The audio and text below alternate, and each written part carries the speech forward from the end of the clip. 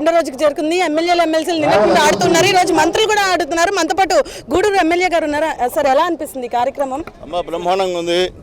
ఈ వయసులో కూడా ఆడాలని ఉత్సాహం ఉంది మాకు. ఎందుకంటే ఒక మంచి కార్యక్రమం ఏర్పాటు చేశారు మా స్పీకర్ గారు, ఆయన మనసు ధన్యవాదాలు తెలియజేస్తున్నాను. ఇంత పెద్ద 70 సంవత్సరాలు ఆడుతున్నారమ్మా. ఎందుకంటే ఇట్లా సంవత్సరం ఒకసారి అన్ని మర్చిపోయి, బాధలు అన్ని మర్చిపోయి, టెన్షన్ మర్చిపోయి ప్రశాంత గ్రౌండ్ లో ఉండడం సంతోషం ఉందమ్మా. శాసన మండలిలో ప్రతిపక్షాలతో ఆడుకోవాల్సిన వాళ్ళు గేమ్స్ ఆడుతున్నారు, వాళ్ళు రారు కదా, వాళ్ళు ఆడదని రారు కదమ్మా. అదేం లేదమ్మా, మాకు ఈ గేమ్స్ పార్టీ సంబంధం వల్ల వస్తే వాళ్ళందరం కూడా కంప్లీట్ చేసుకుంటాం మేము. మాకేం వాళ్ళతో డిస్ప్యూట్ లేదు. మాకు రాజకీయ స్ఫూర్తి లేదంటారా, క్రీడా స్ఫూర్తి లేదంటారా?